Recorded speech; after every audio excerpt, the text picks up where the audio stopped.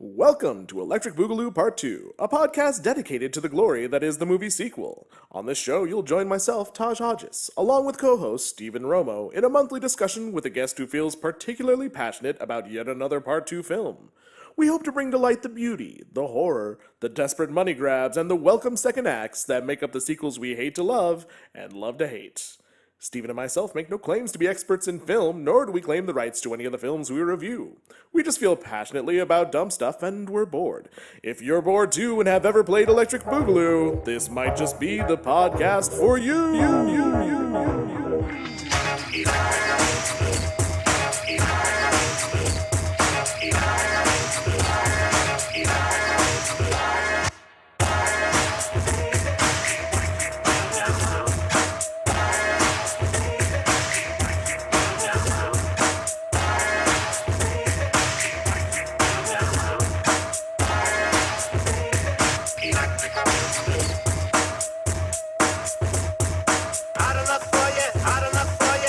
Everybody, welcome back to another exciting episode of Electric Boogaloo Part 2. As always, I'm here with you, your host, Taj Hodges, to bring you everything you love about the sequel world and all of its splendor. We, unfortunately, are one man down today. Stephen Romo could not make it. He is currently preparing for some kind of a stand-up comedy routine. I don't know what would be better prep than talking about what we're going to be talking about tonight. Yeah, I know, right? But still, so you know him, you love him. He's here. He's going to step in as our co-host today, our ever-present producer. Ladies and gentlemen, please welcome me in joining Justin Miller. Yeah. Hi. Thank you, Justin, thanks for the applause. Taking the taking the reins for Romo's position. In keeping with trying to be more a Romo style host, Miller's going to keep his decibel level down. And I'm going to talk like maybe once every half hour because I'm so stoned, man. He's going to point out something I said is dumb, and then he's going to stop talking for the rest of the episode. That's usually the case. No, so yes, thank you for helping out with that, Justin. We appreciate it. We always enjoy your input, regardless. Thank you. So this month we're talking about, this is actually one of the movies, I feel like I say this almost every month on the show because we've been doing a lot of my favorites, but this is definitely one of the sequels from my childhood that I think at one point I did feel like was the superior film in the franchise, just based on the time that it came out and where I was at that age. Now in my life, I disagree with that opinion. I think the original is the true champion, but without going on too long, we are here today to talk about the amazing films from 1990, Teenage Mutant Ninja Turtles, and then less than a year later, Teenage Mutant Ninja Turtles 2, Secret of the Ooze. So here to help us talk about these wonderful films, we have the lovely, the intelligent, the captivating Miss Candace Feldman. Oh, that's it. I just get 3 adjectives. I'm actually qualified since you're doing film work. I'm just, actually qualified to be on a podcast about films, but whatever. So glad to be here and spending my time with you all. Thank you for joining us. For those of you that are not familiar with Candace, she is a recent transplant to Tucson. You've been here, just about a year and a half. Not yet, but close. About 15 months. I'd say we met about a year and a half ago, though, because it was in December of 2015 still. We met, I would say the official meeting was at the Chicago bar, where we were having kind of a welcome to UA Presents party. I know. But yes, Candace moved to Tucson to help be the programming director for a certain presenter here in Tucson. You already said it. I know, with UA Presents, which makes us co-workers. Yeah. But even beyond that, you immediately started finding your way into the arts community at large here in Tucson and making a lot of friends and allies. And yeah, so what? You're a doer. You Things done. No. You're definitely where's an my tissues? inspirer. But what would you say now that you've been here for a year and a half? What is it about Tucson that's got you interested in staying? Because I've heard you make the declaration that you do plan to stay. Yeah, no, I'm totally here. I would say the thing that really made me decide no matter what I was gonna stay no matter what happens in my professional career or whatnot. I'm here for good was really the arts community, and I got to be introduced to them through you and people that I've met, and everybody's been so generous and welcoming me here. And so when I go and I see all of these local artists performing and what they're creating and their excitement and passion for it and actually being able to live as an artist in Tucson, I mean, this is where people like me go to dream, Mm-hmm. So you stuck with me. Last February, Candace helped us put together, was it February or January? It was January, wasn't it? Event. Yeah, in January this year. So it was an event produced. It was the first event produced on U of A campus to celebrate Martin Luther King Day, which is crazy when you think about it, but was quite an accomplishment. They actually let you do that. It's strange because they've never had that before. Right. It's not like anybody. So yeah, good job working with the U of A on that. That's a pretty big bull to face down. Yeah, it's an institution, it's a machine. And, I would say that anybody that actually works on campus knows that. It's process and everything like that. So I think maybe, and not to excuse the fact, because I do think it's unexcusable for a university to not have a celebration on, the civil rights, human rights speaking that changed the course of history on an academic. Like, come on! I know I'm crazy. So I wonder. You get the day off of school. That's your human right to not go to school this day. No, but I wonder, and again, not to excuse them, if it was because just no one asked. Right. There is that as well, and which also, could go to no one cared. So that no one asked, or someone cared but couldn't ask. I think, and I did help you a little bit with that process. And a lot of it. Some of it. So just through that process, you saw how difficult it can be to produce an event like that on a campus when you're dealing with so many rules and regulations in regards to how you fund, how you produce, how you present. Even with people like myself who would say like, oh, we would donate our hours. I feel like we had a tech director that also said like they would donate their hours, but it's, from the university's perspective, it's still, oh, you're utilizing these things. So it's just difficult, but you got it done. Like I said and before, that's incredible. You're a doer. Right. You got it done. Yeah, I'm going to do it again, too. Well, good. Keep doing it. Something that needs to keep happening here in Tucson. Well, that's the easy part, though. I mean, when you got that institution that is very set in ways, I mean, the people that broke through and made it get done it was a community of artists, a collaborative effort, and it was the people that cared the most that would find solutions. And I think that's why Tucson feels like home, is because I'm around other doers, We want to do. Doers. Want to do. A community of doers. So in that same spirit, is there anything else on the horizon that you're helping to produce? Is there anything else that you're working on right now? Yeah, I mean, absolutely. I was just telling Justin earlier today that I really loved that I had the summers to be in a full creative space. And so I'm doing some consulting work with other nonprofits across the nation. And then me and my best friend have a production company, and we're going to greenlight another short film to produce. And I am, without saying any names, might be working with someone very close to me. Physically.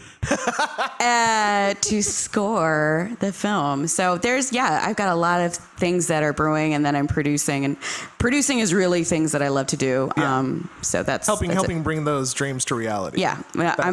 That's my way of being an activist and an artist and a supporter of the arts, is to take artists and what they want to do and make it happen for them. Well, that's a beautiful thing. And avoiding the Tucson heat in the summertime. It's actually It's like the Tucson artist hibernation season. It's like this is the planning period. This isn't the doing period. This is the planning period. It's also awesome though because the summertime actually naturally detoxes your kind of winter weight, because I've been sweating buckets and I'm just like, true. Oh my gosh, I feel like my system is getting a real cleanse. You know, my pores are open and I'm sweating profusely. Yes, and I'm lighter. This is only Candace's second summer here, so. And I wasn't even here last summer. Not really. No, I was like, I'm not doing this summer. Barely present. Well, we're all glad you're here. I think that you've you. actually touched base with a lot of local artists and are helping a lot of people find ways to make their art happen on a larger scale, or find ways to bring that art to other people. I don't know what I'm at liberty to talk about, so I won't bring up anything specific. But I know that there are people in the community that already see what you're doing to help benefit the arts. So we're all very excited that you're here. I personally am very excited that you're still here, because you and I became very close Instantly. So this is a team up that will not be immediately broken started up talking anytime about soon. Teenage Mutant Ninja Turtles. Probably, or we should have at least. Yeah. I think the real page turner for Taj and I's friendship to go to the next level of best friendship, it happened overnight, and he gave me his last taco. That's right. Dang. And if You know what I mean? Know how important my Taco Bell is to me. Yeah.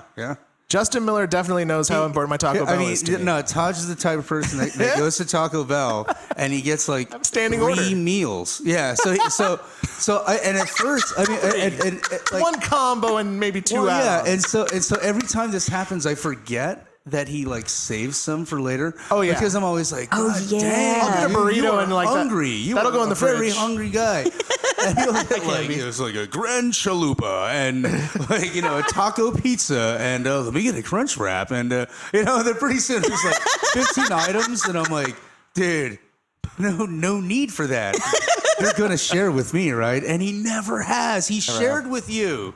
Wow. Now this makes it go deeper. Yeah. Even deeper, folks. Wow. That taco. That's from when the you heart. know. You know it's real. Taco from the heart. Taco from the soul. From me to you. Welcome to Tucson. Sorry, I'm freestyling here. I loved it. It sounded like like an Alan Thicke TV show opening. Yeah. Which is perfect. So then, to get back to what we are actually here to talk about, Alan Thicke and TV shows from the 80s. TV shows from the 80s. Well, we're going to bump to the end of the 80s to, well, I guess technically it was 1990. We see Teenage Mutant Ninja Turtles hit theaters. It's a great time. It was a great time to be alive, and that movie. I was alive, so I can say that. I was too. You were. We all were alive. It's sometimes we'll have guests on the show that were not alive when the original movies came out. Like for instance, Ghostbusters came out in '84. Wait, Jacob is our age. Yeah. Okay, but I would say that we've had some young guests here that could not possibly were not born when these movies originally came out. But for me, when Ninja Turtles came out, it was a big deal. I was already a huge fan of the cartoon. I had not yet delved into the comics, but I explained this earlier to you guys that by that point in the 90s, the cartoons had swayed from their origins, which was like really gritty and violent and fun. Yeah, and fun.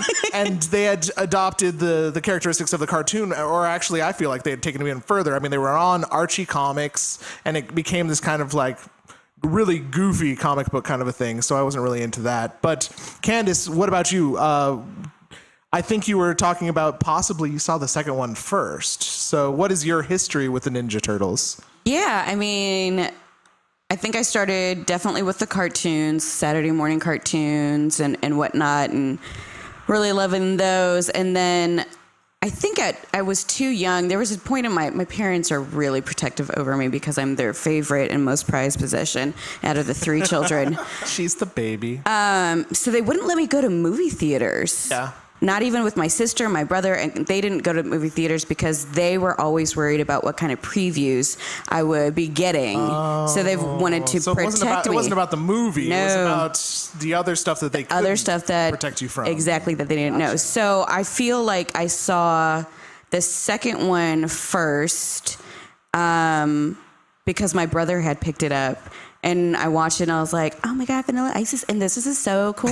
And I was was your brother a Ninja Turtles fan? Do you know? I mean, he was all into all those cartoons and we would watch them. That was like me and my brother's bonding thing. He's like, what, 3 years older than you? No, he's about 4.5. Okay. So we would do, when we were really young, we would do G.I. Joe. And then the older we got, it was like X-Men, Turtles, all that stuff. And so... yeah, he would pick it up, and we watched Transformers, the original cartoon movie, and cried together. That was a big deal. G.I. Joe, the cartoon movie, which is still like one of my favorite things to watch. You know, so when Turtles came out, he got the movie, rented it, so that one night when we were babysitting, when he was babysitting me, we would watch it together. Right. And it was, maybe that's why I like it so much, Probably. is because it's got a memory connected to it. Absolutely. I feel that way about a lot of things. Like, we were joking around about Howard the Duck earlier, because movie. When this Who movie... said that's the worst movie? No one said it was the worst movie, at least not in our talking group. about how it flopped in the box office. Yeah, that's the word, flop. Yeah. It was a box office failure. And I don't know why it had a talking, partying duck. And that movie came out just prior to people starting to pitch the concept of Ninja Turtles. And that was the movie that everyone would cite when they said, we're not going to back it, because nobody wanted to back this movie. They ended up going with this producer called Golden Harvest, which... the only American movies they've ever produced are the Ninja Turtles movies. It's a Hong Kong-based studio. Yeah, I've heard of the production company I mean, and New Line Cinema distributed, and then they kicked in a little bit more money. But actually, after the initial success of the first one, Golden Harvest upped their interest and gave them even more money, which is how the second one got such a big budget. When we break, I got to look into that. Oh, yeah. I remember that production company. And maybe they put out some sort of kung fu movies. Right, kung fu movies that were here or like overdubbed, or maybe they were even in English. But I looked through the list. Like, it's a very long list of movies that this Golden Harvest studio produced, and I couldn't find anything else that didn't immediately say it was an American movie besides the Ninja Turtles, which was crazy.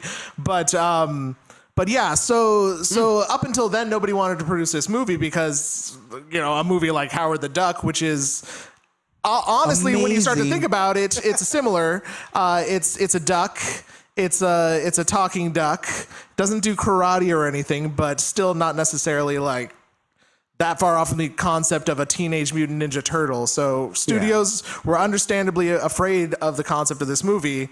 And also at that point, the fact that a comic book could have underground fame, which is really where this started, was with Kevin Eastman and Peter Laird in the early 80s. Yeah, that's how I heard about Teenage Mutant Ninja Turtles. I fancied myself a skater, even though I was really overweight. And I was just a little like chubby kid from the South Side, but I would always pick up Thrasher magazine. Because that was my go-to. I got turned on to so many cool things to Thrasher, but... yeah, if you couldn't skateboard, you could still read Thrasher. You could still read Thrasher. I remember those days. I had some exactly. days like that. There's still some things that, I still listen to. There's still bands that I was introduced to back then that I still listen to. But, Teenage Mutant Ninja Turtles was definitely one of those introductory things. And I remember, getting the comic book...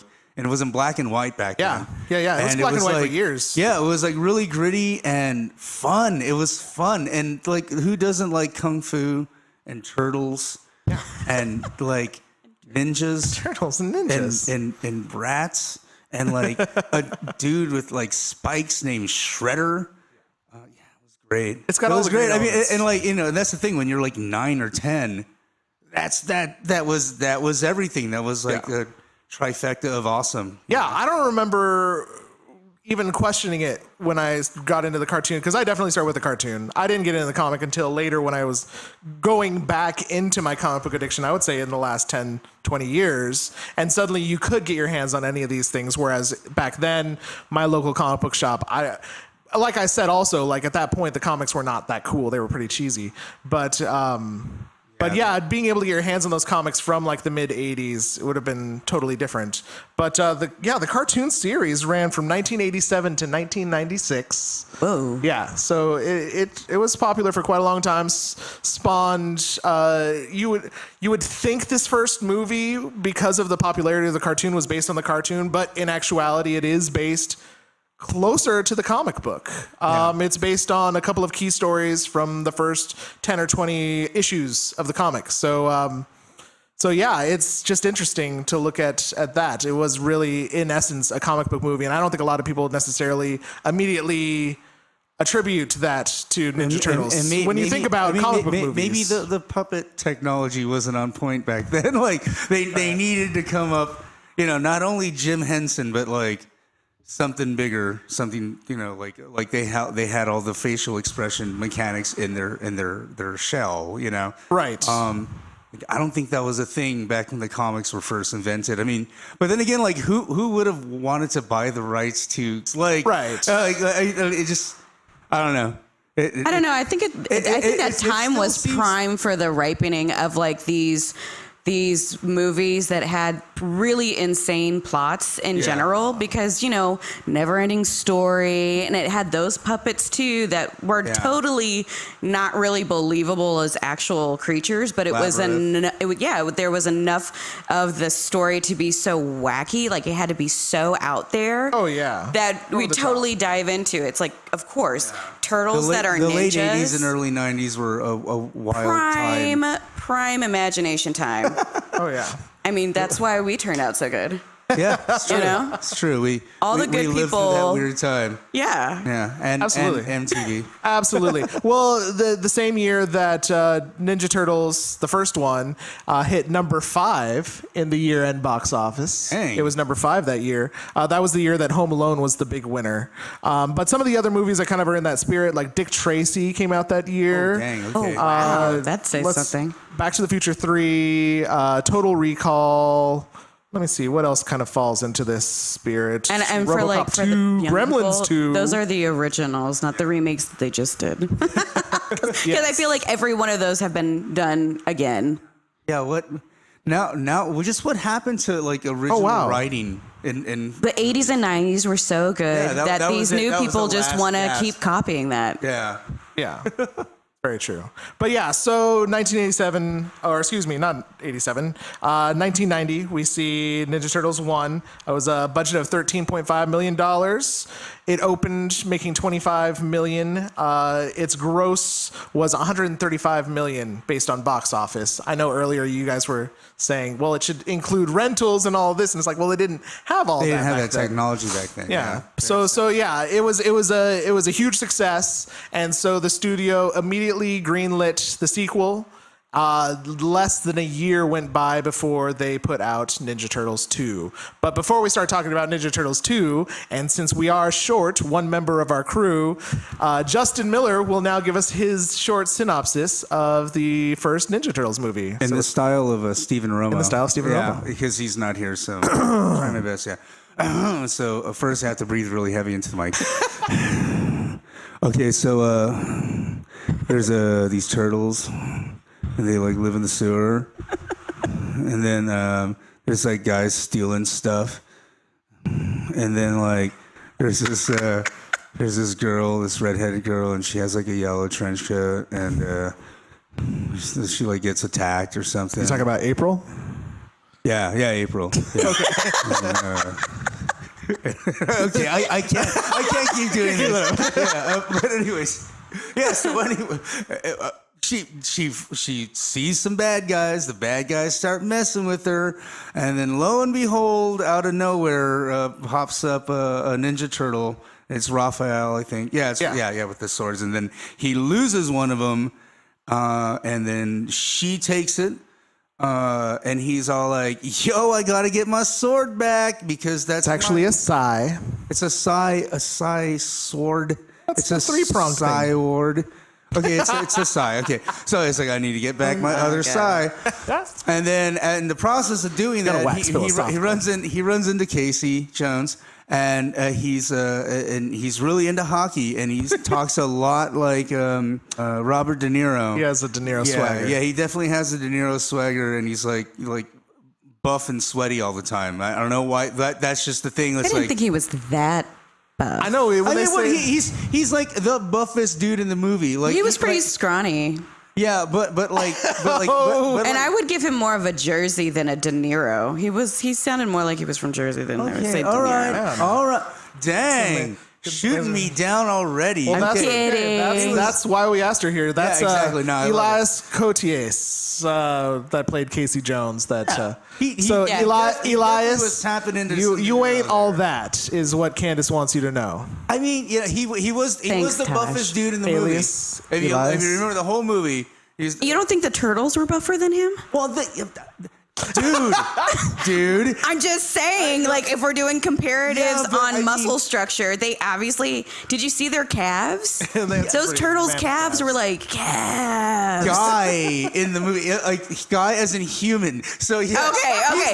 Just on the human. Okay. Human in the movie. Okay. Yeah, no, the turtles are definitely. But Shredder was pretty buff as a human.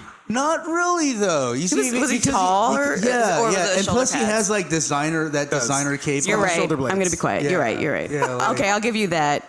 But the turtles are buffer. Yeah, the turtles are definitely buffers. So yeah. Anyways, Casey Jones enters the picture. Yes, Casey and Raph. He beats up Raphael. And Raphael's like, dang, that dude beat me up. I hope we run into each other again as friends. So then, cut scene going to, God, what's the next thing that happens? Fill me in, Taj. The next thing that happens is that Raph has to figure out how to get his Psy back, so he's been kind of following around April O'Neil. Okay. But at the same time, the Foot Clan is following April O'Neil because she has been reporting on their doings. Exactly. And so a bunch of them jump her at a subway stop. Well, fortunately for her, Raph has been stalking her because then he jumps out, defends her from them, gets her Psy back. Or gets his Psy back. yeah. And then because April was jumped in the subway and he doesn't know what else to do, he takes her back to their lair. And then she wakes up and sees a giant rat. Yes. That Splinter dog. That's my homie Splinter. Played in all 3 movies by Kevin Clash, who's best known as Elmo. Oh yeah. Yeah. Dang. Quite a departure in voice. That guy has a range. He has a range. Yeah. And the only one hire him. Like hire him some more. Whereas the Turtles have like 3 people. They have like a voice, they have an actor, and they have a puppeteer. Splinter, it's just, from what I understand at least, well, I'm sure there were some auxiliary puppeteers, but it was him. He did the voice, he did the puppeteering, so... Because it's not a suit, it's a puppet. As opposed to the Turtles. Yeah. But anyhow. I really think he's like my favorite character in all... Splinter? In all of the Teenage Mutant Ninja Turtle lore. He's definitely my favorite. But anyways... So Splinter does then what is his favorite thing to do, which is tell the origin tale of the Ninja Turtles. Yes, exactly. And so we find out about the Ooze. This is foreshadowing to the second movie here. But we find out that they come from some radioactive material, and then they started to grow, and then he taught them some kung fu because Splinter's master was a ninjutsu master. Yeah. And Rokosaki. And then really, that's all you need to know, other than that little punk kid Randall ratting them out all the time. Danny. Is it Randall? Danny? Sid. Damn it, Danny. That redheaded kid in the Sid Vicious shirt. He has 2 of them. Yeah, he only has 2 shirts. And they both have Sid Vicious's face on them. Yeah.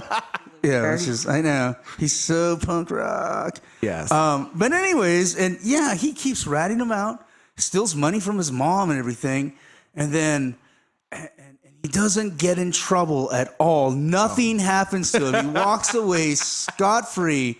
I know I'm jumping over a lot of important plot points, but at this point, you really don't need plot points. This is the introductory story. It's kind of tied into what we're talking about, though, because Danny No, actually, Danny's not the one that tells them where the first hiding place is. One thing that we left out is one of the Foot Clan members does follow Raph down the subway when he has April. So they see where they live. And at this point, this is kind of the point that Danny comes more into play.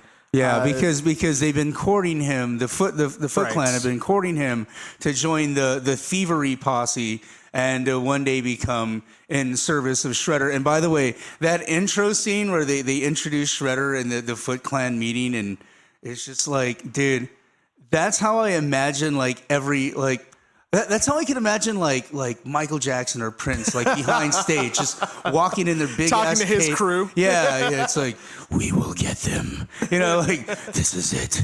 And it is amazing. It was so dramatic, and his suit was on point. It really is. Yes. It was so. It's this amazing cape that perfectly covers his shoulder and arm blades. Yeah. And it looks like a silvery black tiger stripe print. He's got it going on. It literally looked like they stole something from Little Richard's wardrobe. Absolutely, just like the back of his closet. Absolutely. What would Shredder wear?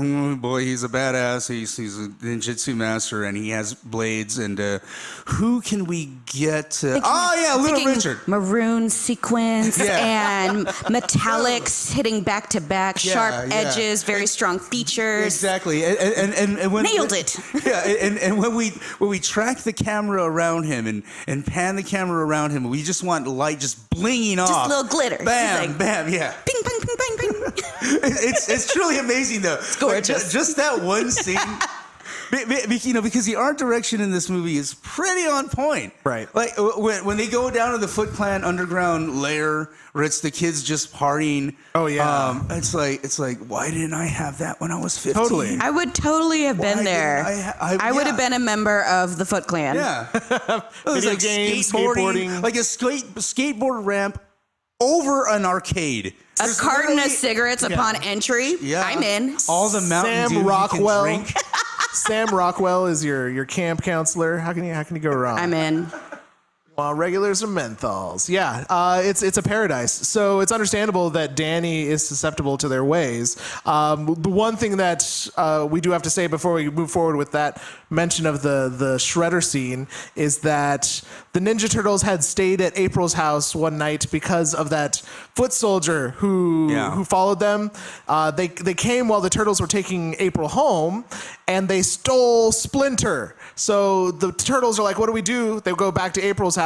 Well, the next morning, Danny, who is the son of April's boss at the TV station, they're over there talking to April saying, hey, you should back off on this story because little does April know, but Danny got arrested, and the chief of police, is trying to get April off his case. So he tells her boss, if you don't tell her to ease up, then your son's going to jail. Anyhow. Why does Danny need so much protection? Seriously. Well, this is do the crime, do the time. Out of the 3 times he could have rat them out, this is when he starts doing it. This is the first time he rats them out. I hate Danny. He sees the Turtles at April's house. And then later, during the scene that Justin was describing, he's talking about we need to find these creatures, these turtles, and Danny's all like, hi, master, hi, and then he leads them right to the turtles, man. Fuck Danny. And that scene is an epic book in the Teenage Mutant Ninja Turtle comic. I believe it's right around book 10.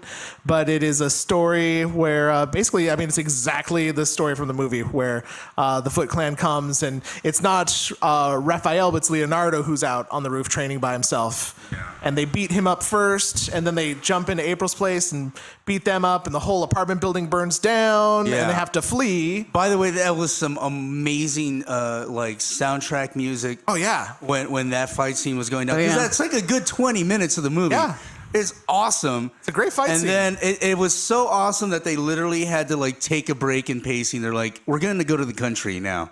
We're going to go out to the country, chill out. We're going to let Raphael just heal up. He's going to be hanging out in a bathtub because that's a turtle. He's exactly. He needs water. Submerged the turtle.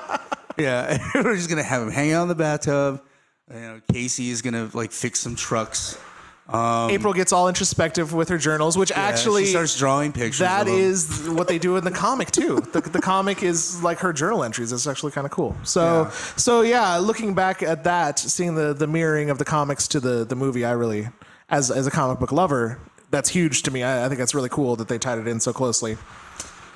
So and then after the country, what? Because.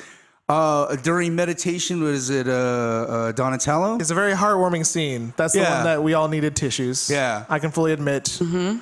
Yeah, so like Donatello like receives a message from Splinter, and he's like, It's actually Leonardo. was it Leonardo? He's like, and Splinter's like, come and get me, or goodbye. Yeah, no, and then they do the four-way meditation. Yeah, and he comes out of the it's fire. like montage time. It's like, dude. By the way, I think that's like the only meditation montage I've ever seen in film history. It's like meditation. We're gonna meditate. Like, and then it's like, okay, let's do a little bit of kung fu, and then they come back to Casey and April, and they're like, we gotta go back. Yep. But first, we're gonna eat some pizza. And so they get back to their. They decide they're going to stay in their sewer lair one more night. And who's there? Fucking Danny. Fucking Danny, man. Danny goes to their station. Have I said this already? I hate Danny. Because if I haven't, I just want to make that really clear how much I hate this privileged brat kid. So now he's hiding out from the Foot Clan in the Turtles' den. And while they're there hanging out that night, April's showing him her drawings of the Turtles. And he's like, well, can I have one of those?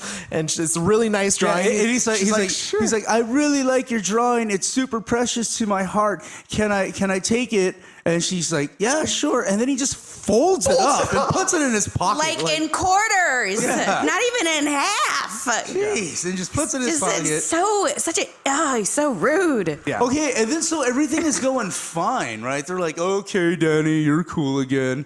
And then in the middle of the night, he receives some weird, like, meditation, a shredder message. And it's like, come back to the Foot Clan, Danny. Yeah, it's weird. It's a mix between Shredder and Splinter. So I have a hard time deciding if he's coming back to try to help Splinter or if he suddenly feels like he needs to have loyalty to the Shredder.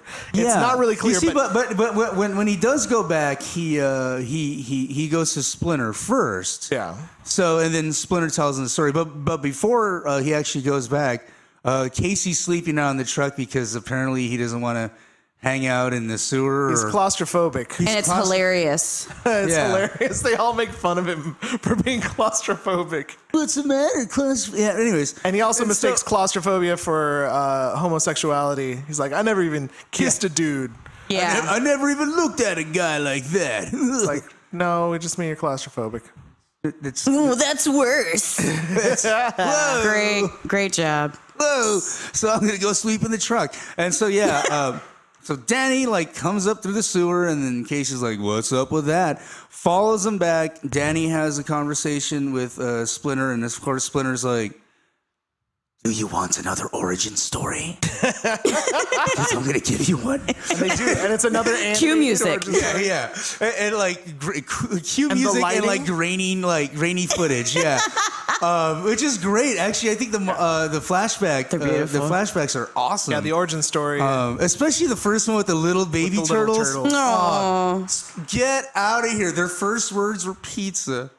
That's the cutest. It was the cutest. They're like pizza. I'm like, And the oh, clapping, no. when they start clapping, baby turtles clapping. It's so cute. It's adorable. Anyways, Splinter's origin story explains more about his sensei, his master, and that his master had an enemy, and they were both in love with the same girl, and enemy kills girl. Master comes back to find that girl, and he's like, "Oh shit!" And then a sword comes and anyways, that dude ends up being, drum roll, yeah, you already know, it's Shredder. So, And The suspense was killing me. yeah, I know, but I just ruined it. I was like, I'm jumping there. Spoiler alert. Jumping ahead. Anyways, so it goes back to the present, and Danny's like, whatever happened to him? And he's like, I don't know, but you're wearing his emblem. Takes off the emblem, turns around, guess who it is? Drum roll. No, it's Shredder. Yep. He's right there. He's right there. He listened to the whole thing. He's like, by the way, that's not really how it went. I loved her a lot. Why am I the bad guy? But anyways, okay, fine.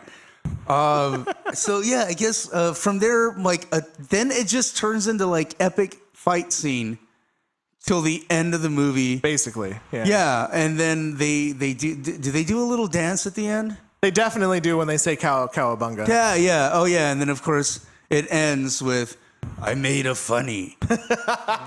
That's when Splinter tells his one and only joke. Right. Per movie. And I think that's a theme with like all three of them, right? Does he tell a funny? I think he, at the end of the third one? I haven't watched the third one in a really long time. I might not have watched the third one since my mom took me to see it in the theater. And even at that point, well, we have the third one. We can just literally go to the end and just watch. And it's like, I made third funny. I remember. But like at the end of this movie, what I love about the first ones though is like whenever they do have their fight scene, you know when it's just like this is going to be a small fight scene because it's a little like beep bop dip dip dip dip music, and then if it's going to be the fight scene, it's like and you know it gets the epic, and the last 15 minutes are like epic. Battles, sound, and it flops, fighting. Flip-flops back and forth. Like at one point, it seems really serious, and then all of a sudden, the turtles have the upper hand. Wackiness, the turtles are having fun again. And then, of course, you know the big fight scene, you know who it's with, right? A drum roll, Shredder. It's Shredder. Okay, so like that scene is cool because Shredder's just easily handling the turtles. He's like, nah, not today, not today. Maybe next movie, not today. And then Splinter shows up and he's like, nah, dude, look, I'm going to tell you about your life right now. I'm going to tell you what you need to do. You need to chill out. And so, Shredder's not having that. He's like, I'm not going to listen to your wisdom, man. I'm going to attack you with the spear. And he charges at him. Yeah. And Splinter's hanging out at the edge of a building, at the edge of a roof. By the way, pro tip, don't charge at a guy who's standing at the edge of a building on a rooftop. That's fair. Because he might step out of the way and you might fall to your death. Yeah. I don't know. I saw that one coming. How come Shredder didn't? I don't know. It was that rage. Yeah, it was that rage. It was an internal rage. He just didn't like that rat, dude. That rat scratched his face. He takes off the mask and he's got that huge scar on his face. Yeah. He's still got some issues. I mean, I think there's some deeper metaphors here about like what happens when you don't allow yourself to heal, and when you're filled with rage. You don't see obvious decisions to most humans, and you could fall off of a building. Exactly, and like Splinter, absolutely. And so here's how cool Splinter is. I truly believe that he was going to save him because he was holding him there with the nunchucks and the spear, or locking with the nunchucks. They just kung fu stuff. Just trust me. So, anyways, he's holding on to he's dropping knowledge on him. He's like, you see what happens when you're real mad? You go charging at people at the edge of a building, and you can fall to death. But luckily, I'm here. And as he's dropping knowledge on him, of course, Shredder's like, I'm going to throw a knife at you. And so Splinter, in true ninja form, just like, oh, I need to catch this knife, and lets go of one of the nunchucks. Shredder falls and gets crushed by a garbage truck thing. Because Casey's right there, and he's like, whoopsie, and then he crushes him. I just killed someone. No remorse at all. Just let me throw that switch on and crush somebody to death. Granted, Shredder's a bad dude. That's the first movie. That's the first movie. And then it ends with Splinter being like, not only was I a badass, but Cowabunga, I made funny. Right. Yeah. Oh, he was great.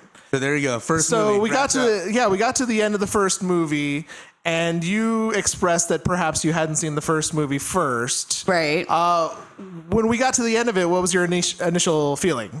Well, I think because I hadn't seen it in such a long time, because again, I started with 2, so that's the one I always come back to. Right. So when I watched it again today, I haven't seen it, I don't know, maybe like a decade? Yeah. Or longer. And I think I told you this earlier. There's always a scene that I get a little choked up on, and it's when they're in the country, you know, because there's so much that happens. I mean, the story is really has so many emotional levels because you got Raph. They've been through a lot, yeah. Yeah, they went through a lot. It's a coming of age tale too. April's house and her antique store that she says in the movie, you know, makes her feel close to her dad, is burned to the ground. Right. Raph's half dead. They don't know if Splinter's alive. Like we're at the emotional arc, right? Yeah. And so I remember that growing up and being like, oh God, this is like sadder than I wanted it to be.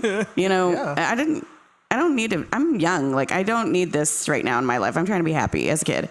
And it not, you know, because I cried and I was like, I don't like movies that make me cry. Right. It's that emotional gravity that's just like, dude, you know what needs to happen? You got to kick somebody's ass. Yeah. That's what needs to happen. Like, you've been through a lot. You're dealing with it, and you're just like, you know what'll make everything better? Violence. You just got to go back to the city and just kick the shit out of everybody. Whereas two, it's like, what do we do with this? Like, I gotta have this fight tonight, you know, this West Side Story, Sharks and Jets feeling, and then of course, like West Side Story, you know, and it was a song. It was a song, yeah. There was a lot of dancing. Let's figure this out with some music. Yeah. And maybe I like that one better because I, you know, gravitate toward Actually, to the arts. I didn't think about it. Arts are better than violence. Maybe. Oh, that's we just struck on something really poignant. I know, yeah. Well, I mean, the first one is just like it's a kung fu movie, man. It's like the sensei revenge story, you know. And the second one is just like West Side Story, pretty much. It's well, yeah. The first one, again, it's a very West Side Story. They lightened it up for sure on the second one. The second one is basically it's like Romeo and Juliet, but with like Ninja Turtles and like Ooze, like radioactive Ooze, and Shredder and his bad guys. Are the choreographed love interests like dances. Donatello and the Dancing. Professor? I don't know who the love interests would be in if it was West Side Story. Who's the Maria and the? It's obviously Splinter and Shredder. Oh, okay, that makes sense. The unrequited. Yeah, man. They came up together. They were created from the same cloth. I don't know about that. I don't know about that. Splinter was a rat. I'm just Shredder was drawing a kung crazy fu master. parallels here. What do you guys think out there in listener land? You can add your comments to this YouTube video, and yeah, we're gonna take a quick break, and then we're gonna get back together and talk about Secret of the Ooze, Ninja Turtles 2.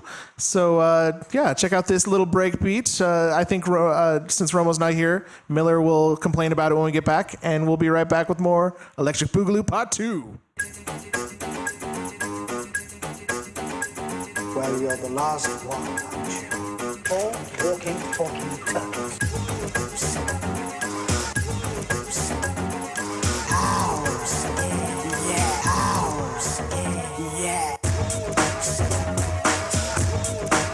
Go, go, go, go, go, play, have fun, have fun. Go, go, go, go, go, go. Go, go, go, go, go, go, play, go, play.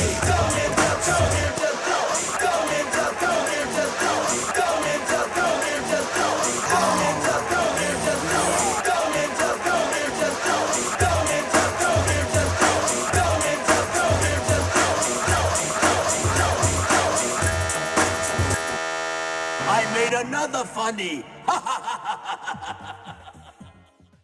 Welcome back to part 2 of Electric Boogaloo Part 2, where the Boogaloos just keep coming out the pipelines.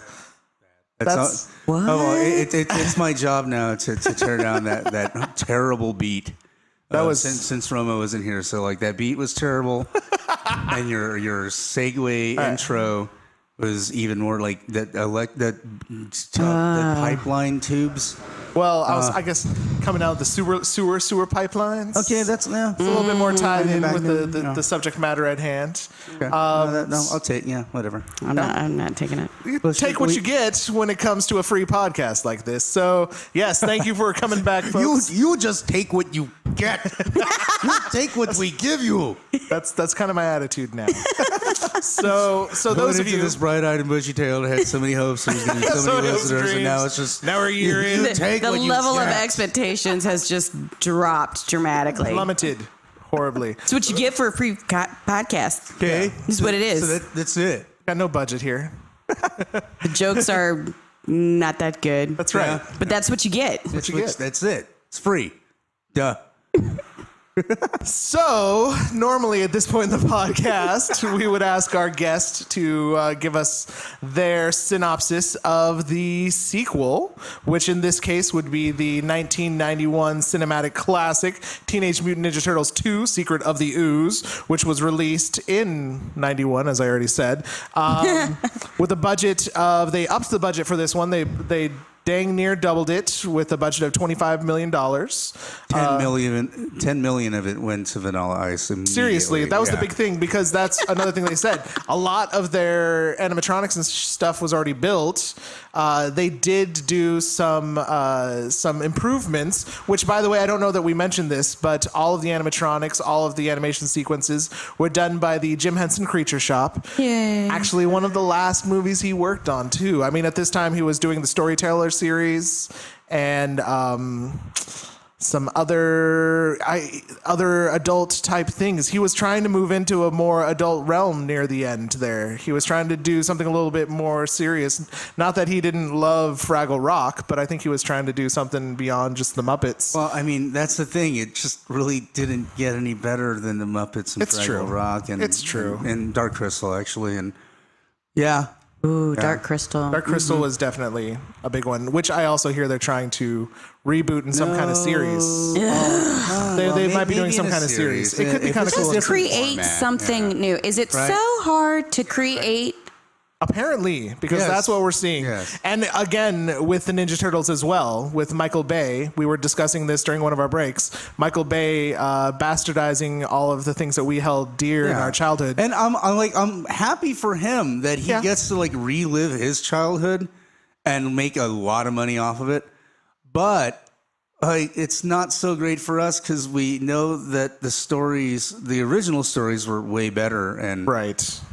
I mean, he might have CGI on his side, but it's really Right. it's not the same, man. That being said, Yeah. his 2 for Ninja Turtles Out of the Shadows definitely follows what a lot of people think of when they think of the Ninja Turtles, the cartoons, a lot more closely than any other Ninja Turtles movie ever has, including the 2007 animated and this one that we were here to talk about now, The Secret of the Ooze, which basically starts up right after Ninja Turtles 1 ends. At least that's kind of what we're led to believe.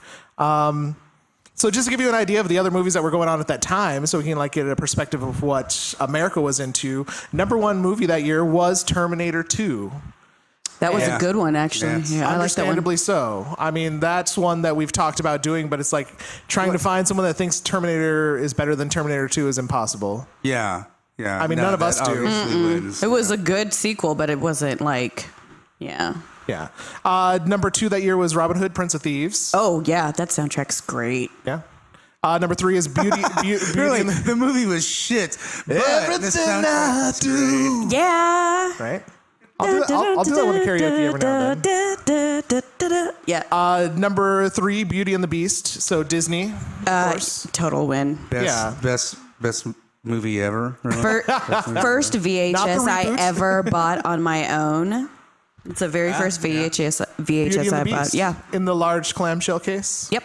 Yeah. Still have it. It's a story as old as time. Yeah, tale as old as time. Song as old as rhyme. As old as I. Number 4 was Silence of the Lambs. Dang. It's a good year. That's a heavy hitter right Yeah, there. and man. number 5, City Slickers, which we have, at the very least, Romo and I have discussed needing to do City Slickers 2, Legend of Is- Curly's Gold. I don't know if you Slickers need to 2 do really I don't know if you worthwhile. need to do it. Come on. He's not here to defend it, so I'm going to say, yeah, you guys are right. Screw that. Yeah. Dumb idea. But yeah, so America was in, we were in kind of like a hero kind of mode at this point. And the Ninja Turtles were just trying to capitalize on the momentum. In fact, the studios felt like the franchise was going to burn out, honestly. They felt like, how long can this really last? We better take advantage of this while we can. And so that's a big part of why... And they cranked out a sequel. They cranked out a sequel in under a year. I mean, and at least the budget. release-wise, because the first one got released... oh shoot, I had the date here. I forget where it was 1990, but this was March of 91. So it's hard to believe that it could be that much further away. So anyhow, Ninja Turtles 2 starts up. The first thing you see is in memory of Jim Henson, which is really sweet. It's actually the first movie that was dedicated to him. The next one being Muppet Christmas Carol. Christmas Carol? Yeah. It's a classic. Yeah. Great one. Yeah. So I'm sorry, without further ado, Candace, if you want to kind of walk us through the plot of Ninja Turtles 2, and we'll kind of discuss from there. Cool. I'm going to try to get happy again because you just really brought it down with the in memory of, Yeah. But that is how it So you starts. set me up to be sad. So Well, you here, know, I'll let Jim me- Henson's dead. Jim Henson's and dead, like and- magic and wonderment is taken out of the world. So There goes our imagination. There Well, here's goes the the hope. taglines from the movie. Maybe this will get you back in the mood. The first one was, Cowabunga, it's the new turtle movie. What's the second one? Wow. Back by bodacious demand. Yeah, very weak. Very weak indeed. Already. Back by bodacious demand. Yeah. That's a great marketing line.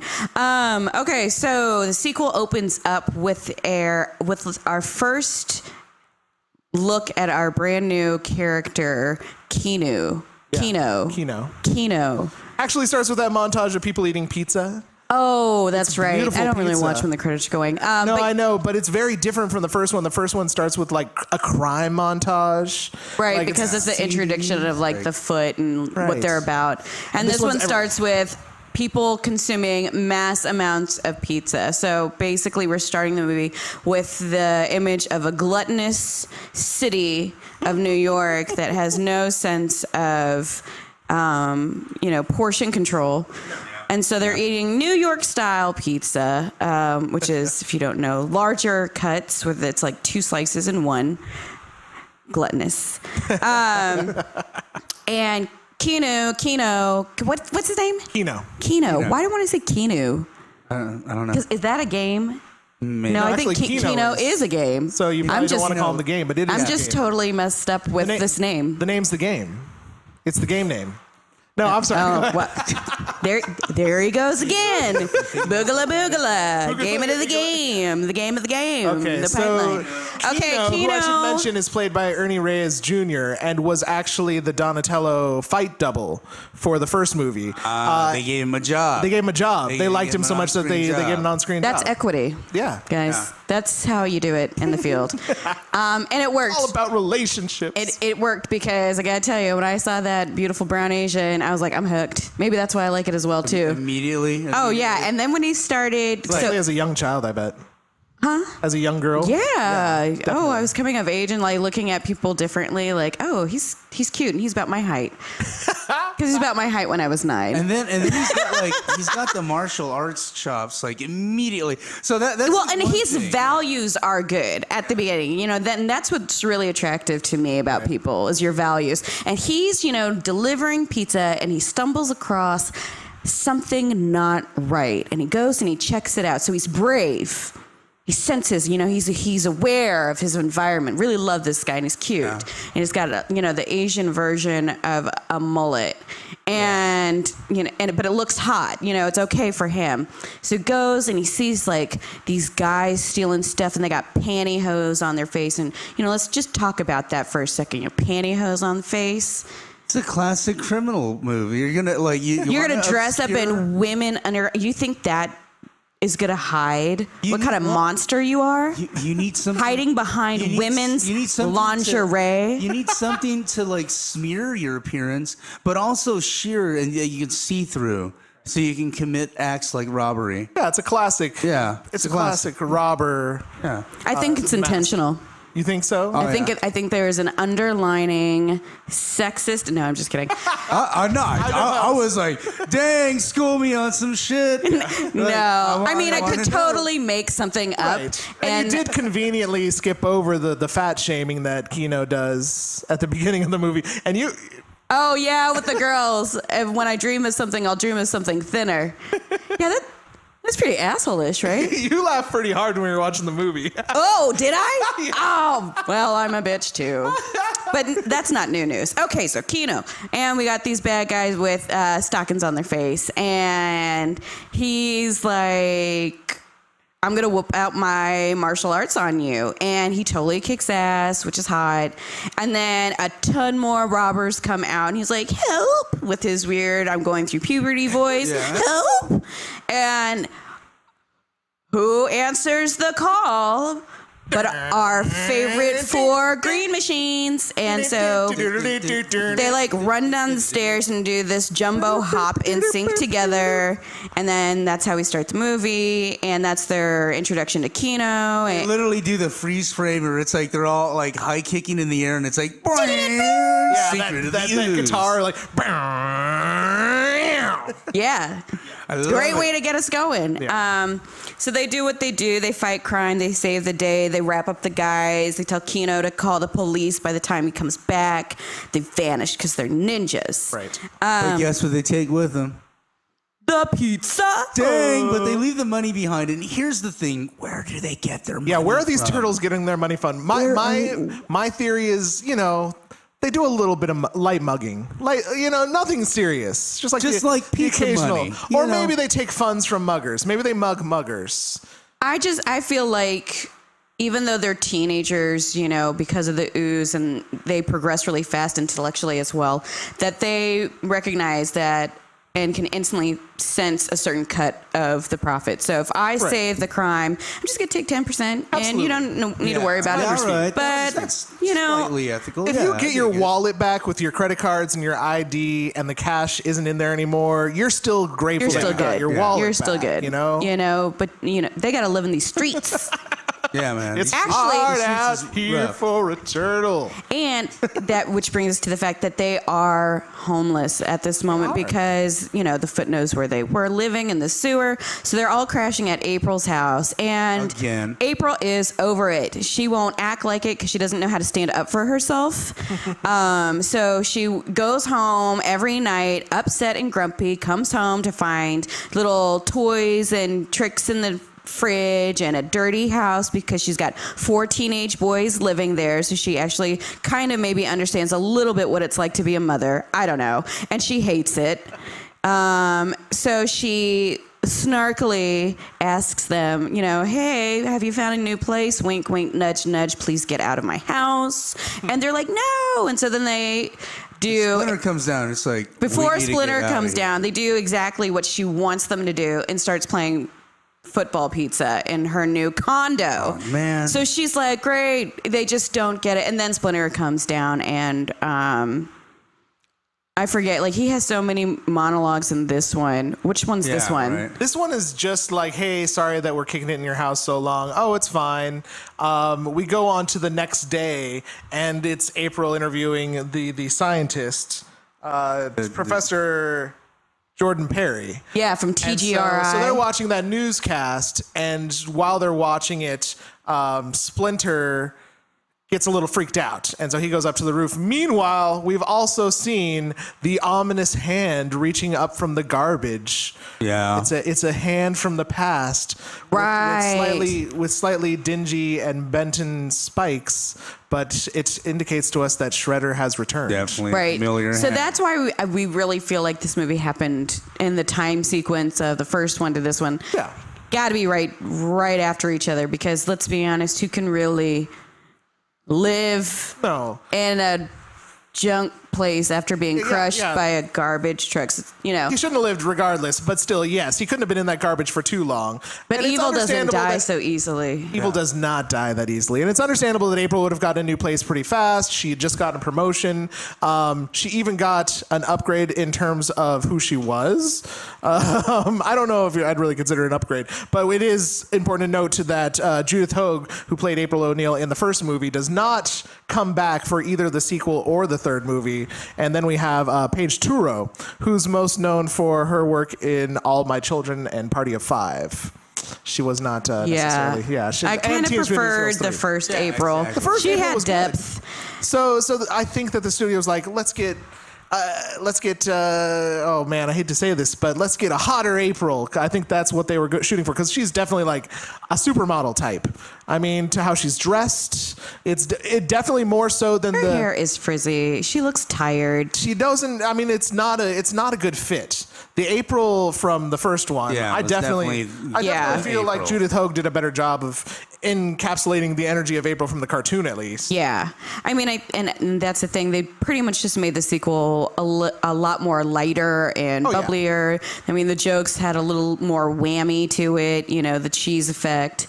Well, we've only really talked about the first 5 minutes, but all of that is really apparent from the opening, like I said, going from like seedy crime to just people having fun and eating pizza to that first fight sequence where they don't ever really pull out their weapons. They're fighting with yo-yos and like sausage, nunchucks. The fighting is a lot more animated. Yeah, it's a lot more animated and.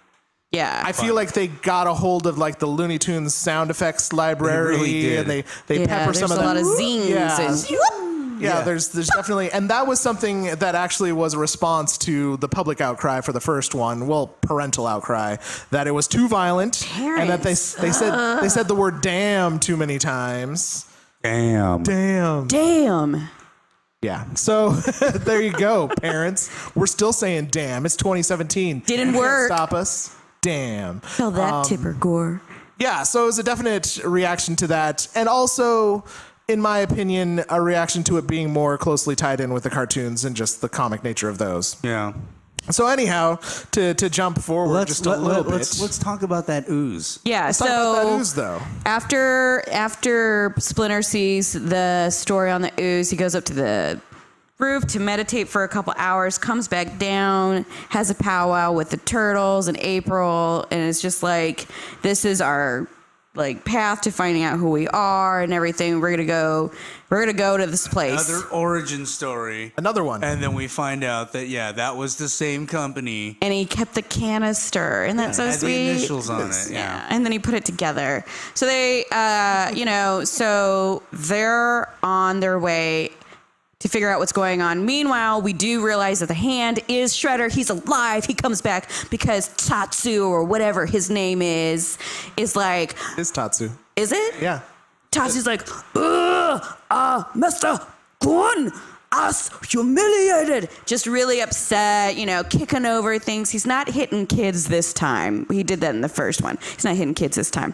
So maybe there's a little bit more restraint happening. He learned his lesson, yeah. But then all of a sudden he's like, well, since he's out of the picture, I'm nominating myself for leader. Yeah, I didn't think anybody else was going to step to the challenge. And then Shredder does this big entrance, and here come the dark, guitar, and then dun dun dun of the drums. And this time his suit is even more on. No, actually, he's still covered in trash. Yeah, he just comes out of the garbage, and is basically like, I wish you would try to take my gang. Step aside, get in line. This is what you're gonna do. You're gonna go figure out what's happening. I need to kill these turtles. That's the only thing I care about. I don't care about anything else. I just want pure, full, good, loving revenge. That's all I want. I dig his motivation. I mean, at least it's clear. And so now they send the Foot out, and the Foot had been following April, so they know about TGRI as well. They realize that the Ooze can do the mutating, so now both the Turtles and the Foot are trying to get their hands on this Ooze, and they both show up at TGRI together. Meanwhile, at the lab, which, ironically enough, they're just draining the Ooze now. We don't really know where it's draining to. Right? They're quote-unquote disposing of it properly. Which means more mutants somewhere else. Somewhere. But whatever. And, of course... More movies. The very last bottle of Ooze is about to be drained when he says it. It's like, when he says, "This is the last bottle of Ooze." And Q-Foot. Or actually, they've just been in there, and they're like, just wait for it. He's probably going to say it out loud.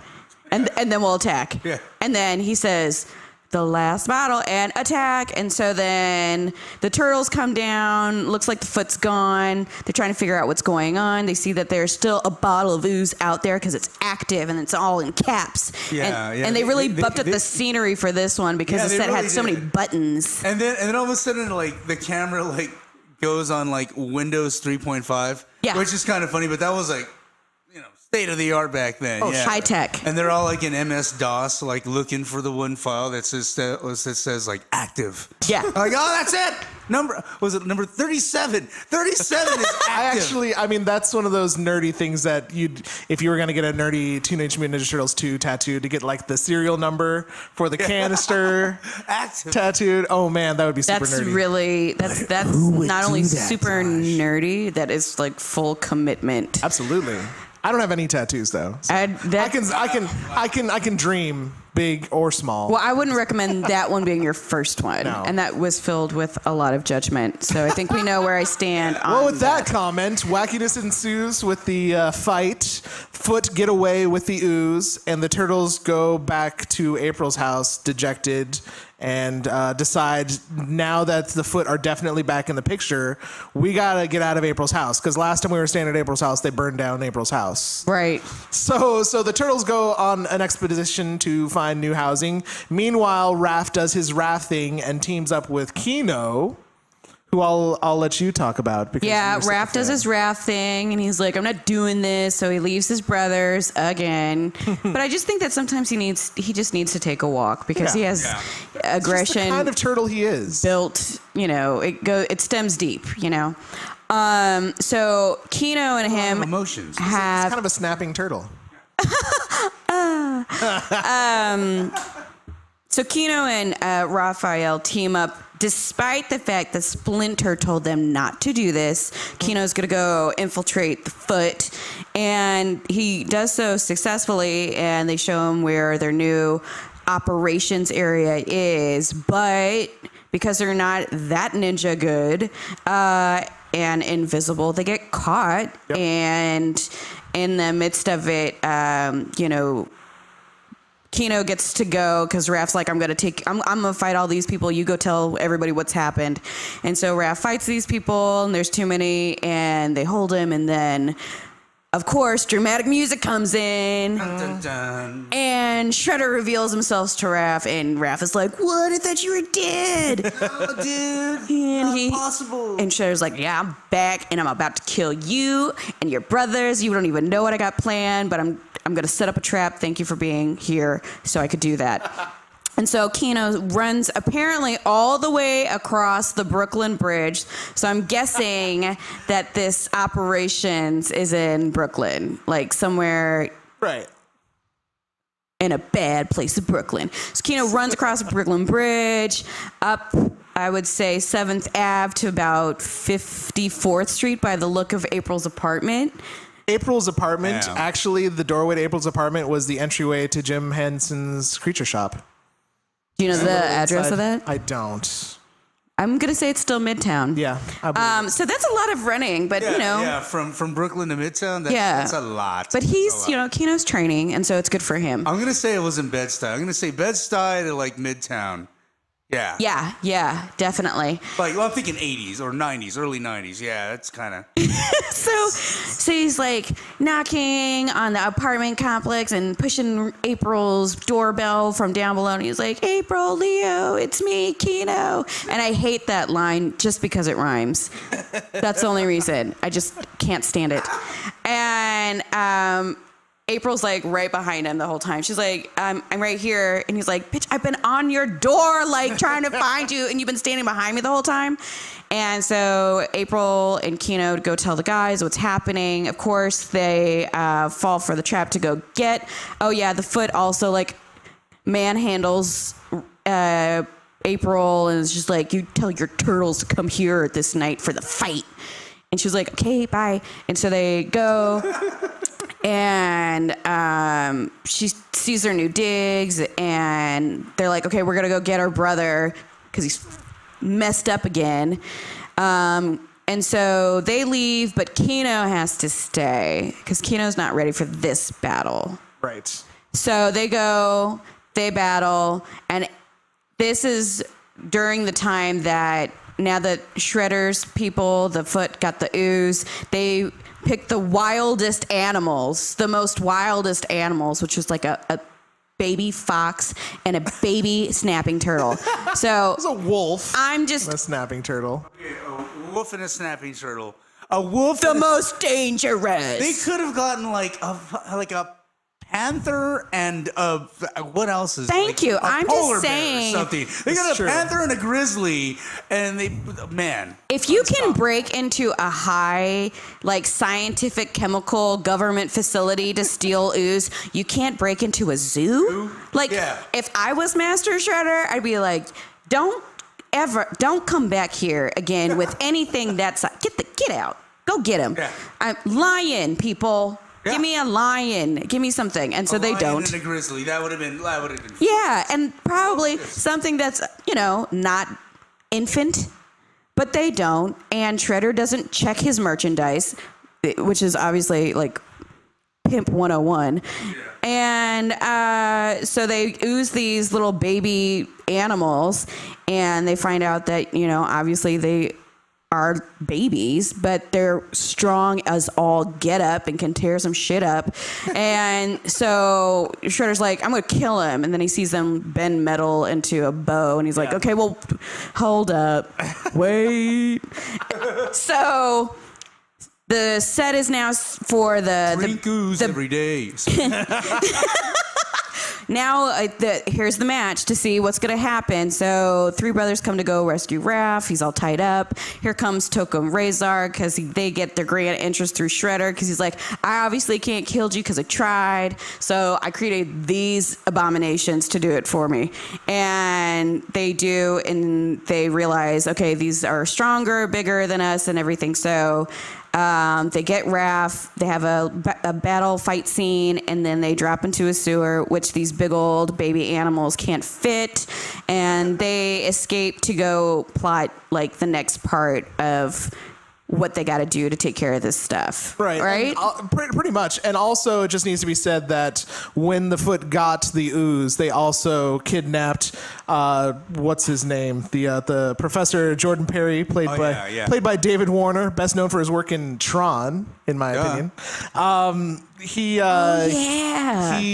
gets kidnapped by the Foot, and so he is there. He's the one that helped Shredder make these mutated snapping turtle and wolf, who are Toka and Razor.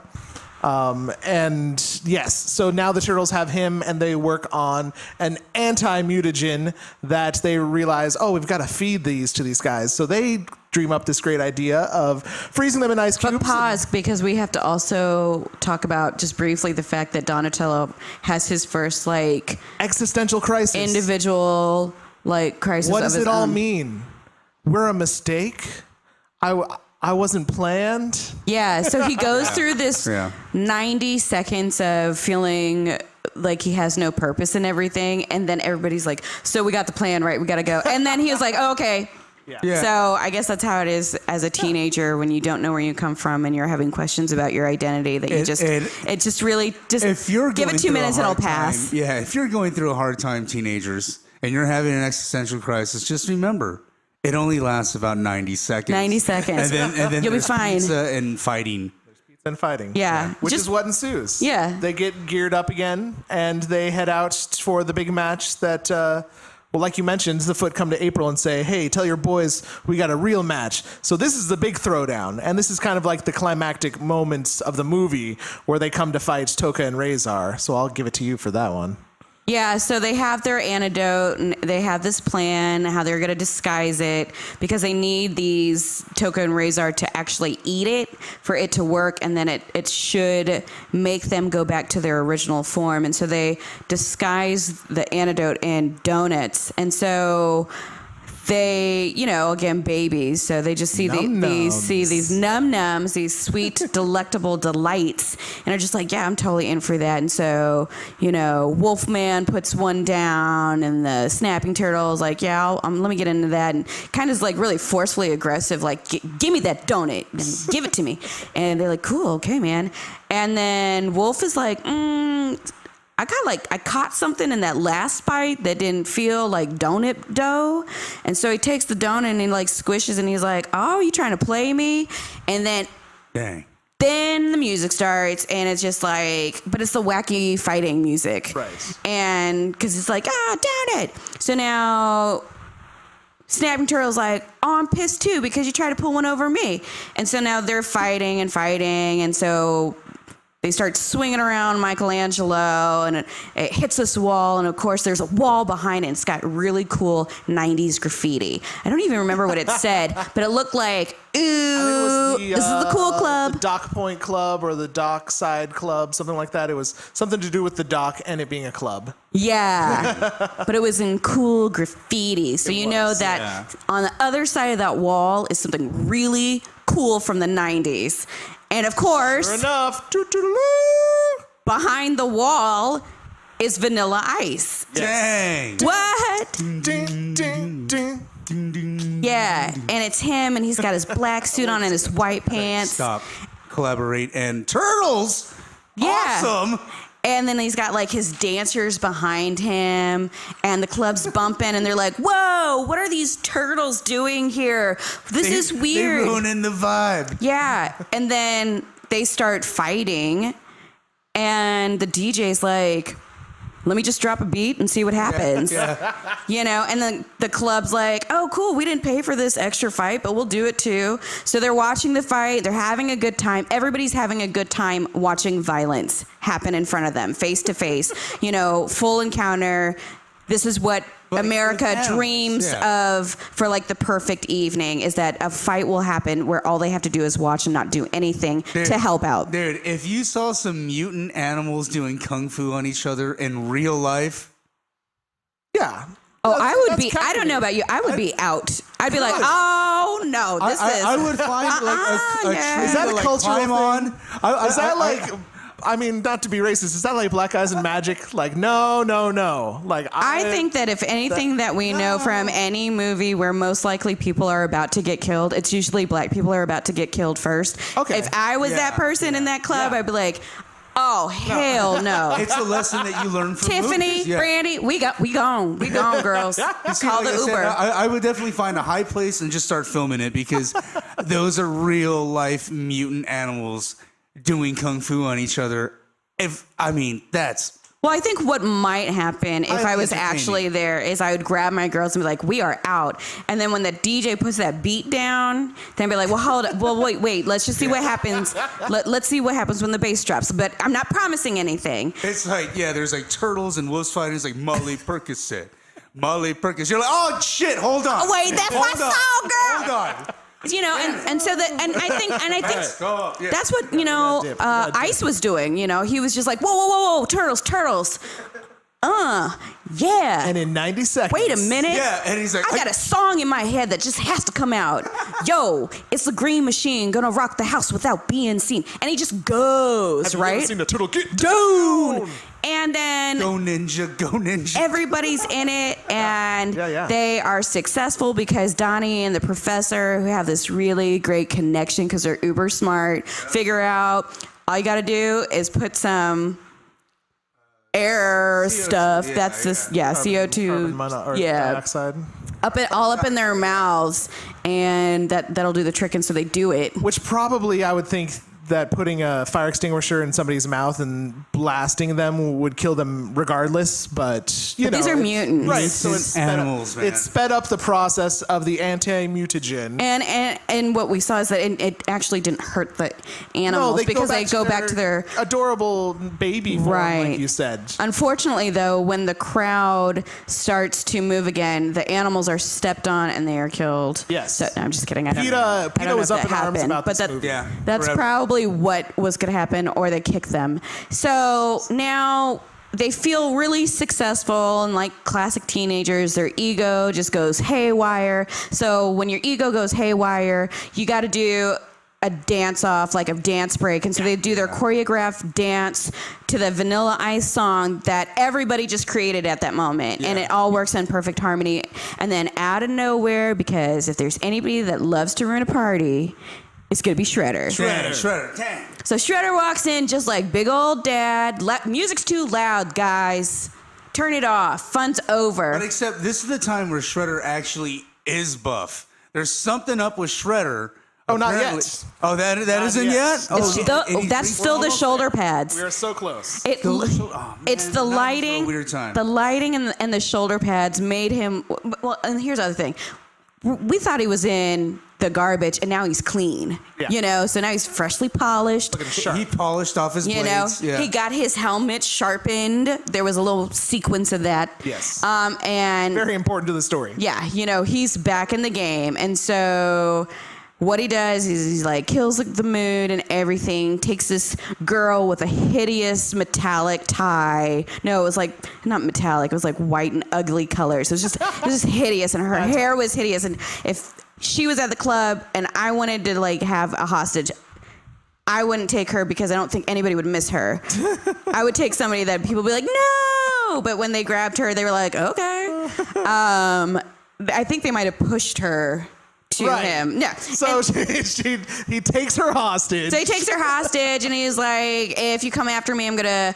at this moment, Keno is like meditating with Splinter and is pissed because he's not at the fight. So he's like, you can't keep me here. And Splinter's like, I know, brat. And so Keno goes and he's running, and now he's running from wherever. He's this child is always running. Gets up there, still has energy, and is like, I'm going to save the day. Hi-ya, kick. And kicks the big bottle of ooze in the air, and the professor grabs it, and we're all hoping that he disposes of it, but we actually never find out. Never know. You never know. So Shredder's got this hostage, and he's like, under my really beautiful sheath, I've got a bottle of my own miniature ooze, and if you come after me, I'm going to pour this girl that nobody cares about all this ooze over. And everybody's like, nobody cares. And so the turtle's like, we're coming after you, and then here we go. Now we're getting into like the full-on... It's now or never Turtle Shredder for the last time. And so they go to find Shredder because he gets blown out. He's wearing all this metal. And Donnie thinks it's a good idea to just, pump up the speakers because this is how you kill a villain. Yeah. And He's so, blown away by a rock, basically. yeah. They turn up the amplifiers all the way, and Raph, or no, I think it's Mikey. Mikey hits the guitar. And Typical 90s instrument. The speaker explodes behind Shredder and shoots him out of this club into the, basically, they think that it shoots him into the ocean, but they're on this dock. And so they go outside and they're like, well, I don't see Shredder, so Cowabunga.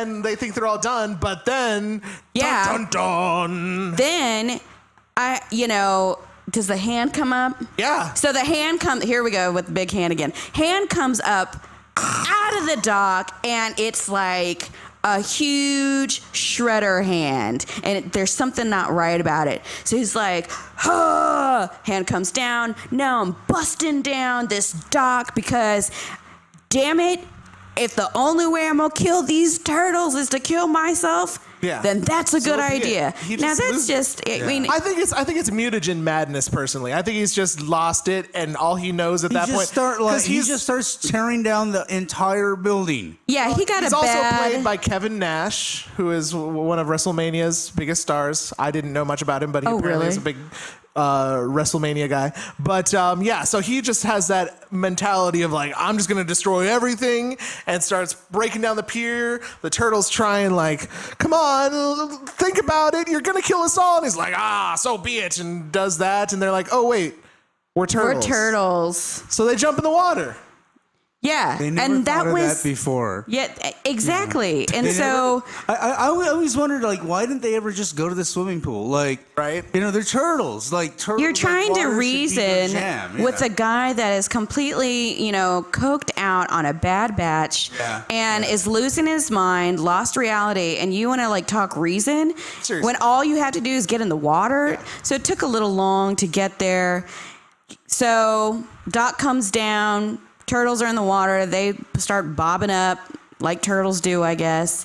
And there's a little like tease of a moment where we think Shredder might still be alive. And they're like, no Hand way. comes up for the third time in the movie. No way.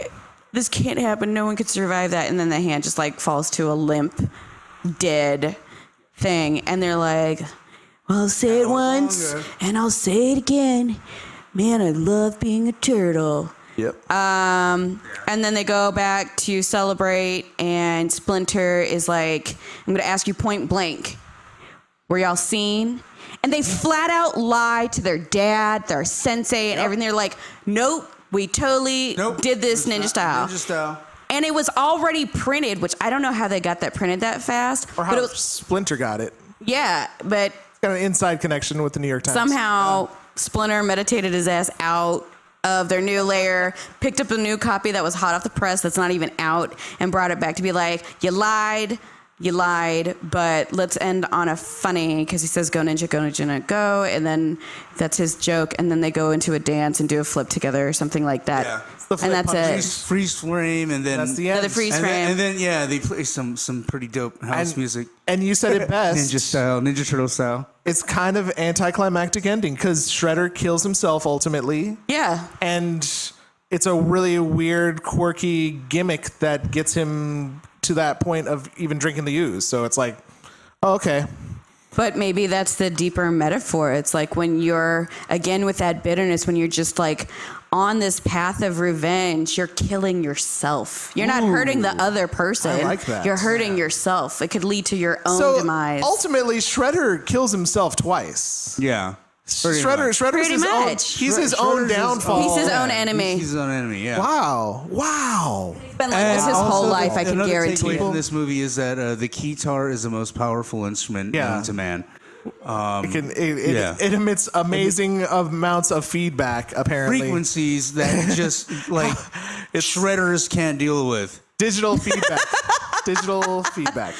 Yes. So, okay, we need to get close to wrapping this up because we've been talking about this for a while. But coming into this, you and I had some heated conversations about my personal preference is the first movie. Heated. And your personal preference has been the second movie, and understandable. But I just want to hear it from you now that you've watched them back to back. What is? Give us your explanation at this point. I want to hear Justin's first. I want to know what you're going to say. Which one do you like better now? The first one. But I thought you were a 2. Okay, so there's certain parts that I like about. Oh, certain dang! You parts thought you I had like someone in about your this. pocket. All right, no, look. There's certain parts that I love about the second movie in that it's more funny. The jokes are more slapsticky. Yes. The fighting is way more slapsticky. There's one point where they literally roll him like a bowling ball, and the Foot Clan dude's just like woo. Woo! There's a lot of that. There's a lot of those sounds in the woo. But that story was just kind of garbage in the second one. But the first movie's story was on point. It just wasn't as fun as the second. Yeah. I don't know. I mean, I guess, boy, if I had to pick one, probably the first one. First one. So it's so interesting because I've been really dealing with this. Yeah. You know? Yeah. It's a lot to come to terms with. Watching them back to back really has made a huge impact on my initial saying number 2 all the way, like adamantly on the number 2 kick. But I think watching them back to back and watching the first one again and not have watching it in a long time, I have changed my tune as well. Oh my gosh. Dang. And for a lot of first. this is new for me. I don't even mean for you. I mean for the podcast. I don't think we've ever had somebody come in here with one opinion and leave with a different one. Really? Yeah. Well, I just didn't realize how much. There was like the annoying character, which every movie has to have one minimum, was Danny. And he was annoying because he got away with everything and he's a little shit. But in 2, there were a lot of annoying moments. Oh, yeah. Over a lot of characters that just became, I think it's swapped for me because now I'm much beautiful and older. You know, Aged with grace and beauty. that I appreciate the story. The first one. There's a definite it was a lot. It was It's a lot great more. story. It was really tight. Yeah. The story was really tight. And the actors were really great. I think that April was solid. Casey was a perfect one. They had more emotional connections. There was a depth to the story, and everybody had their own story to tell, which I thought was really great, and had the opportunity to tell it. And the fight scenes were better. And also the fight music in the first one, it was better because they lasted longer and they actually had... Yeah, those fight sequences in the first one were great. I can't tell you how sad it makes me to say this. I was so disappointed at the end of the second one. I was like, that's how it ends so easily? That's it. Yeah, because you kind of forget. You kind of forget about those little things. And we were talking about this too, and this is a big part of this show because we are mostly talking about movies that came out when we were kids. There's a big nostalgia factor tied into this. And so you were saying that based on the fact that you watched this with your brother, it was probably the first one. It had that...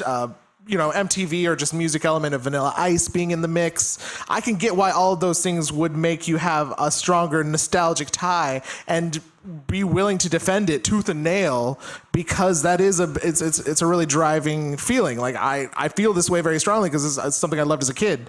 For me, it was the opposite. I loved the first one as a kid first, and now after doing all this research and going through about 20 copies of the comic book and seeing that the first movie was really based on the comic, and that the second movie, although having more of the spirit of the cartoon but not really being based on it, I definitely still stand by my opinion that the first one is better. It's in my eyes the same comparison as like the 89 Batman to Batman Returns, where you have kind of a darker graphic novel, and then Batman Returns is more of a whole nother it's a whole nother thing. But I see it the same way, that Batman Returns is definitely more cartoony than the It was a great movie. Was a great movie, and we will stupid penguins with their little bombs. We're gonna tackle that one. Justin has made it his declaration that we will tackle Batman and Batman Returns together. But what Candace pointed out, there's another movie that now I mean it's Bad Boys 2. Bad Boys 2. Yeah. Another. This is the benefit of better, is that it did make us remember that he did have some good movies. Those were it. Those literally it didn't get any better. And I will say this about Michael Bay. He hands down has the one Teenage Mutant Ninja Turtles movie that most closely represents the cartoon with Out of the Shadows. That being said, are the movies good? I've watched them. I've enjoyed them all right. They're not good. Megan Fox is atrocious. They bring in the Arrow for Casey Jones. Damn. It's okay. It's fun. It's good CGI, but, ultimately, just go back and watch the originals. We got Jim Henson's Creature Shop creating the Turtles. Yeah. We got awesome soundtracks. You got MC Hammer on the first one. You got Vanilla Ice on the second one. And the actual movie. He's actually in the movie, and I think that's where a big part of the budget went. Yeah, literally $10 million. Yeah. So yeah. I think the other reason why I'm switching my tune about which one I prefer is after hearing you talk about the research and everything, and how parents complained about it and everything.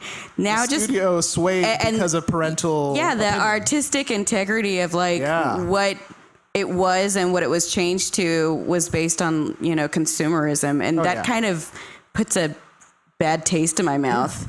Definitely. Because then I'm just like, so you made this super duper cheesy because, all right. I mean, that's a hard thing to say when we're talking about a franchise that had already spawned a huge cartoon series and a number of action figures and cereals and trading cards and all that. But still, I understand what you're saying, that at least the first film stayed true to Eastman and Laird's vision. And actually, I believe that film is the only one that really follows what they wanted to see from a Ninja Turtles movie. So as the comic book nerd that I am, I really do appreciate that.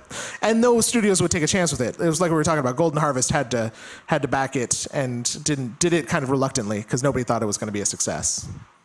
So props to Golden Harvest. Thanks, Golden Harvest. And thank you, Eastman and Laird, for drawing a doodle of turtles with nunchucks and katanas back in '83. So I know they were so hella stoned when they came up with that story. Wait, they started that in '83? The first drawing is from I '83. just feel like the best things happened in '83. Yeah, like, the early '80s were. All of the still best allowed people to were be- born that year. Thriller came out. What the best album of all Oh, wait, time. you were born in '80. Return of the Jedi finished the trilogy. I was born. Yeah. I mean, these are gifts. These are gifts. Yeah, Cherish them, people. cherish them. Absolutely. Cherish. Because they're not around forever. No. So on that note, then, let's go ahead and wrap this thing up. Candace, thank you so much for being here. My pleasure. This was totally fun. Yeah, like we said earlier, Candace has got her fingers in the Tucson arts community. Find me. You're bound to cross paths with her, whether it be at, the Flycatcher, or maybe at our bar for hot chocolate, or, one of the myriad of events going on. Yeah. Be sure to keep your ear to the ground, your eyes peeled, because she's going to be a big name here, folks. Aww. So thank you for joining us. Oh, my pleasure. Yeah, artists find me. I'd be happy to talk to you about what we could do together. Yes, find her and let her show you how to get the money to do what you want to do. Yeah. So yes, thank you all for joining us once again on another exciting episode. Until next time, this is Taj Hodges. It's J. Lugo Miller. Hi. And our guest, Candace Feldman, and apparently the spirit of Romo inside of Justin. I'm sorry, man. I gotta go. On Electric Boogaloo, signing off.